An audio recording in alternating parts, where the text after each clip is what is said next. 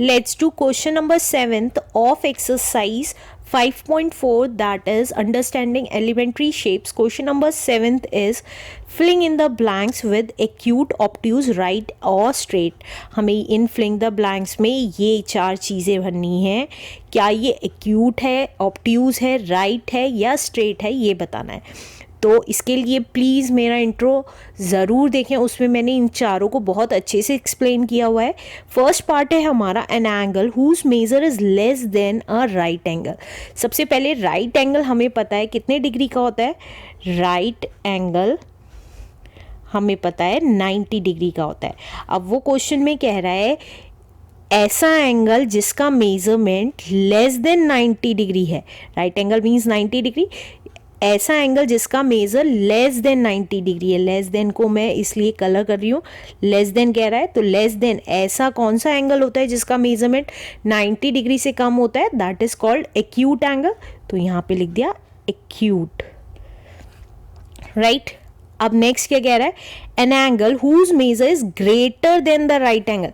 ऐसा कौन सा एंगल है जिसका मेजरमेंट 90 डिग्री से ज़्यादा होता है. तो वो कौन सा होता है. That is called obtuse angle. Obtuse angle. Right. अब नेक्स्ट कह रहा है an angle whose major is the some of the measure of 2 right angles.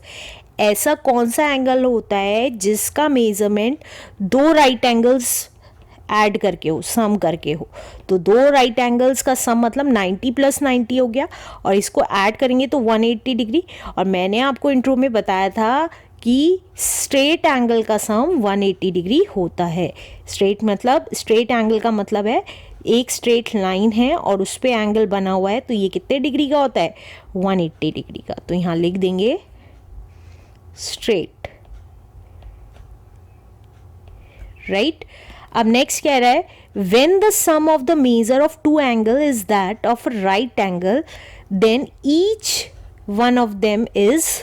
वो कह रहा है when the some of the measure of 2 angles, अगर 2 एंगल का सम is that of a right angle, अगर वो 2 एंगल का सम राइट एंगल के इक्वल है, then each of them is. देखिए करके दिखा रही हूँ. अगर वो कह रहा है अब एक ट्राइंगल है, मान लीजिए ये देखिए ये ट्राइंगल है और इसमें किसी भी 2 एंगल का सम, मान लीजिए इन 2 एंगल का सम 90 डिग्री के इक्वल है, तो ये 2 एंगल्स कैसे होंगे. इन चारों ऑप्शंस में से कौन सा एंगल होगा. वो होगा 90 डिग्री से कम, क्योंकि दोनों का सम करके 90 डिग्री आ रहा है. तो एक इंडिविजुअल एंगल 90 डिग्री से कम का होगा, और 90 डिग्री से कम का एंगल कौन सा कहलाता है. That is called acute angle. Right. अब लास्ट आता है when the some of the measure of 2 angle is that of a straight angle. 2 angle का सम अगर करेंगे वो स्ट्रेट एंगल के इक्वल आता है, मतलब 180 डिग्री के एंगल के इक्वल आता है, क्योंकि स्ट्रेट एंगल 180 डिग्री का होता है. And if one of them is acute, और उसमें से 2 एंगल का सम करेंगे तो 180 डिग्री आ रहा है, और उसमें से एक एंगल अगर एक्यूट है then the other should be. तो दूसरा एंगल कैसा होगा. देखिए 180 में से एक एक्यूट है, मान लीजिए एक 60 डिग्री का है, तो दूसरा एंगल कितने का होगा ये बताना है. तो ऑब्वियसली अगर एक 60 डिग्री का है तो बाकी कितना बचा. 2 एंगल का सम 180 डिग्री है, तो उसमें से एक 60 डिग्री है, तो दूसरा 120 बचा. और 120 डिग्री क्या होगा 90 डिग्री से ज़्यादा और 180 डिग्री से कम. तो ऐसा कौन सा एंगल था जो 90 डिग्री से ज़्यादा 180 डिग्री से कम होता है. That is called obtuse angle. तो obtuse answer. Let's do question number 8. Question number 8 is find the measure of the angle shown in each figure.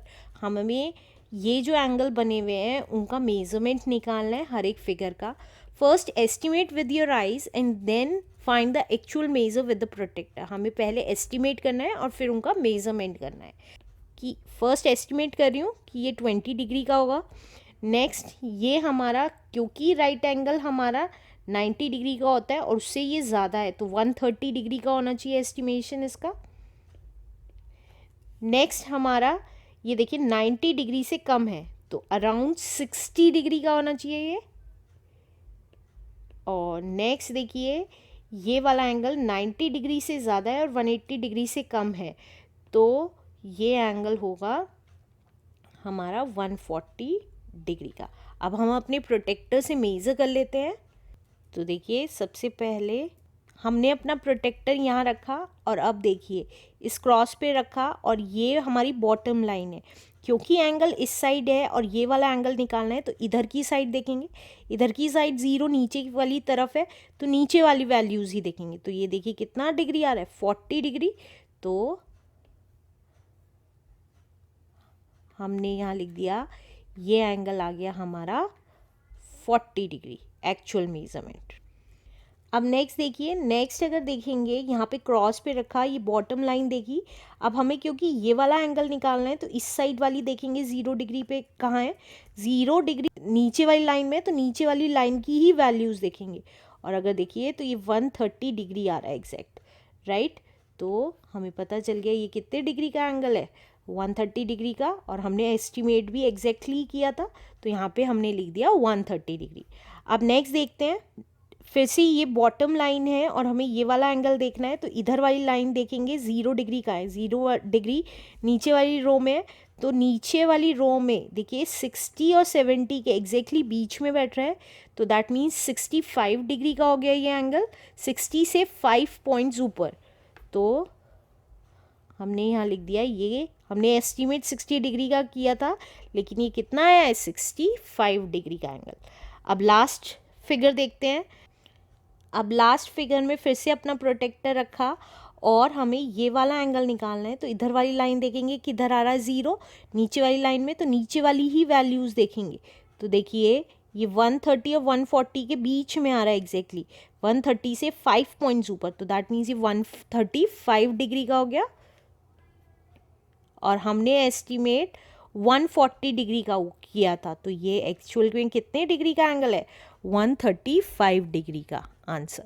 ये हो सकता है आपके आंसर्स और मेरे आंसर्स वेरी करें, क्योंकि मेरे में जैसी फिगर दे रखी है मैंने आपको वो नापना सिखाया है, तो आप प्लीज़ उसको नापना देख सीखिए कि नापते कैसे हैं प्रोटेक्टर से, राइट। तो अगर ये आंसर्स अलग भी हैं तो भी कोई दिक्कत नहीं है, सिर्फ आप अपनी फिगर्स को नापना सीखिए और अपनी फिगर्स जो आपकी बुक में दी रखी हैं उनको नाप के देखिए कि कितने डिग्री आता है answer. Let's do question number 9th now. Question number 9th is find the angle measure between the hands of the clock in each figure. हर एक क्लॉक में दोनों हैंड्स में, मिनट हैंड और आवर हैंड के बीच में कौन सा एंगल बन रहा है ये बताना है इन तीनों क्लॉक्स में।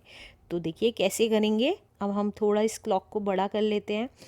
अब देखिए फर्स्ट फिगर में अगर आप देखेंगे एक हैंड हमारा 9 पे है, एक हैंड हमारा 12 पे है, तो हमें पता है ये कितने डिग्री का एंगल बना रहा है, राइट एंगल बना रहा है। कैसे, अगर 12 और 3 पे होता तो भी राइट एंगल बनाता, 3 और 6 पे होता तो भी राइट एंगल बनाता, राइट। क्यों, क्योंकि ये 90 डिग्री का एंगल बना रहा है, राइट। तो जब 90 डिग्री का एंगल बनाता है तो हमारा कौन सा एंगल होता है, वो राइट एंगल होता है। तो यहाँ पे लिख दिया फर्स्ट फिगर है हमारी राइट एंगल, राइट एंगल।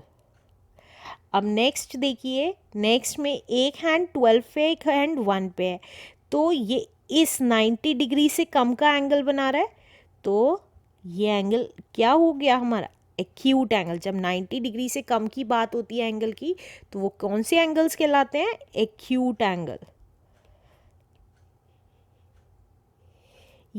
ये इसका आंसर है, ये इसका आंसर है, राइट। अब थर्ड पार्ट देखते हैं।